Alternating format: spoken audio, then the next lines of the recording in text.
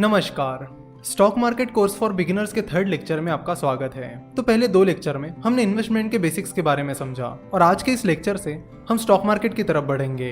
तो हम stock market को एक बहुत ही बेहतरीन एग्जाम्पल की मदद से समझेंगे और एकदम शुरुआत से समझेंगे ताकि आपके सारे बेसिक डाउट्स क्लियर हो जाए। तो इस पूरे स्टॉक मार्केट को आज हम एक स्टोरी की मदद से समझने वाले हैं और इस स्टोरी के दो मेन कैरेक्टर्स हैं, विवेक और योगेश। मान लेते कि विवेक ने हाल ही में अपना MBA पूरा किया है और विवेक के दिमाग में एक बिजनेस आइडिया आ गई है। विवेक को IT that is information technology में काफ़ी इंटरेस्ट है और विवेक को यह भी पता चलता है कि इंडिया में IT बिजनेस में काफ़ी सारे इश्यूज चल रहे हैं जिसे वो सॉल्व कर सकता है और उन प्रॉब्लम्स को सॉल्व करने के लिए वो एक IT आउटसोर्सिंग बिजनेस शुरू करने की प्लानिंग करता है। तभी विवेक को लगता है कि उसे एक बिजनेस पार्टनर की ज़रूरत है, इसलिए वो अपने दोस्त योगेश को अप्रोच कर लेता है। तो विवेक योगेश के पास चला जाता है और उसे अपनी पूरी आइडिया बताता है कि IT इंडस्ट्री में कौन कौन से प्रॉब्लम्स है, कैसे हम इन्हें सॉल्व कर सकते हैं, एटसेट्रा एटसेट्रा।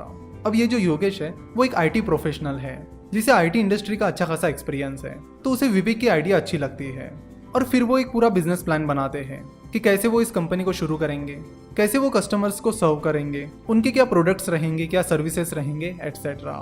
फिर जैसे उनका बिजनेस प्लान रेडी हो जाता है वो अपने बिजनेस पर काम करना शुरू कर देते हैं और कंपनी का रजिस्ट्रेशन करने के लिए निकल पड़ते हैं।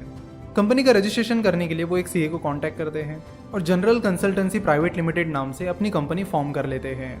विवेक और योगेश अपनी company general consultancy private limited में 50-50% पार्टनरशिप रखते हैं, यानी कंपनी पर 50% हक विवेक का रहेगा और 50% हक योगेश का रहेगा, यानी दोनों के पास कंपनी की आधी आधी ओनरशिप रहेगी। कंपनी फॉर्म करने के बाद वो अपना प्रोडक्ट और सर्विस डेवलप करने पर काम शुरू कर देते हैं और साथ ही कस्टमर्स भी ढूंढने लगते हैं। योगेश को IT इंडस्ट्री में अच्छा खासा एक्सपीरियंस है, जिसकी वजह से योगेश के IT इंडस्ट्री में अच्छे खासे कॉन्टैक्ट्स थे, जिसके चलते जनरल कंसल्टेंसी को अपने शुरुआत के कुछ क्लाइंट्स मिल जाते हैं और उनका बिजनेस चलने लगता है।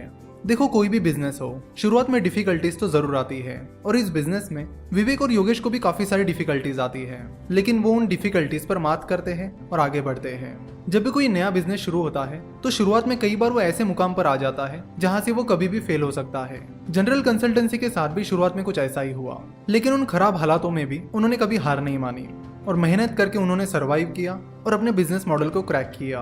तो शुरुआत के कुछ स्ट्रगल्स के बाद उनका बिजनेस अच्छा खासा चलने लगा, जनरल कंसल्टेंसी को अच्छा खासा रिवेन्यू भी आने लगा, तो उन्होंने अपना बिजनेस मॉडल भी क्रैक कर लिया और उनको रिवेन्यू भी आने लगा। नाउ विवेक और योगेश को लगा कि यहाँ से उन्हें बिजनेस बढ़ाने की जरूरत है, जिसके लिए उन्हें पैसों की जरूरत पड़ेगी। विवेक और योगेश चाहते थे कि वो अच्छे खासे सॉफ्टवेयर प्रोडक्ट्स डेवलप कर पाए ताकि वो अच्छे और ज्यादा से ज्यादा क्लाइंट्स को अट्रैक्ट कर पाए, और इन प्रोडक्ट्स को डेवलप करने के लिए उन्हें जरूरत थी पैसों की। नाउ अब पैसा कहाँ से आएगा? विवेक और योगेश के पास तो कोई सेविंग नहीं थी, उनकी जो भी सेविंग थी उन्होंने अपना बिजनेस शुरुआत करने के लिए लगा दी थी। साथ ही जब जो उन्होंने कंपनी शुरू की थी तब उन्होंने अपने दोस्तों से भी कुछ पैसे उधार लिए थे, अपने रिश्तेदारों से भी कुछ पैसे लिए थे। तो इस तरह दोस्त, रिश्तेदार और अपनी सेविंग, ये रास्ता तो उनके लिए बंद हो चुका था। तो अपने बिजनेस की फंडिंग के लिए वो कुछ और रास्तों की तलाश कर रहे थे। तो विवेक और योगेश ने देखा कि वो कहाँ कहाँ से पैसा उठा सकते हैं। तो उनके सामने बैंक का ऑप्शन था, एंजल इन्वेस्टर्स का ऑप्शन था, वेंचर कैपिटल का ऑप्शन था और स्टॉक मार्केट का ऑप्शन था। तो विवेक और योगेश को लगा कि ये कुछ ऑप्शंस है जिनके बारे में उन्हें सोचना चाहिए। तो विवेक और योगेश ने जिन 4 ऑप्शंस के बारे में सोचा वो 2 कैटेगरीज में बढ़ते हैं, डेट फाइनेंसिंग और इक्विटी फाइनेंसिंग। चलो तो समझते हैं कि ये डेट फाइनेंसिंग और इक्विटी फाइनेंसिंग क्या होती है। बैंक एक डेट फाइनेंसिंग का ऑप्शन है। जब कोई कंपनी बैंक से लोन लेती है तो उसे वो पैसा ब्याज यानी इंटरेस्ट के साथ वापस करना होता है, तो बैंक से लिया हुआ कर्ज डेट फाइनेंसिंग में आता है। अब बात करते हैं इक्विटी फाइनेंसिंग की। जब कोई कंपनी इक्विटी फाइनेंसिंग से पैसा उठाती है तो वो पैसा कंपनी को वापस नहीं करना होता। For example angel investing, venture capital, stock market, ये सारे इक्विटी फाइनेंसिंग के तरीके हैं।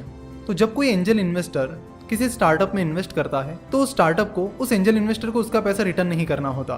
तो उस एंजल इन्वेस्टर ने इन्वेस्ट किए हुए पैसों के बदले में कंपनी को उन्हें कंपनी में ओनरशिप देनी होती है, यानी भागीदारी देनी होती है। तो विवेक और योगेश के पास 2 ऑप्शंस थे, डेट फाइनेंसिंग या इक्विटी फाइनेंसिंग। डेट फाइनेंसिंग में उनके पास ऑप्शन था कि बैंक से लोन लेना, और इक्विटी फाइनेंसिंग में उनके पास ऑप्शन था एंजल इन्वेस्टर, वेंचर कैपिटल या स्टॉक मार्केट से फंडिंग उठाना। अगर वो बैंक से पैसे लेते हैं तो उन्हें वो पैसा ब्याज के साथ वापस करना होगा, और अगर वो स्टॉक मार्केट, एंजल इन्वेस्टर्स या वेंचर कैपिटल से फंडिंग उठाते हैं तो उन्हें उन इन्वेस्टर्स को अपनी ओनरशिप देनी पड़ेगी। अब इन्वेस्टर्स को ओनरशिप देने के बाद विवेक और योगेश का ओनरशिप पैटर्न क्या रहेगा, डेट फाइनेंसिंग के क्या फायदे और नुकसान हैं, इक्विटी फाइनेंसिंग के क्या फायदे और नुकसान हैं, इसे हम नेक्स्ट लेक्चर में देखेंगे। और नेक्स्ट लेक्चर में इस स्टोरी को हम कंटिन्यू करेंगे। आशा करता हूँ कि आपको आज का ये लेक्चर पसंद आया होगा।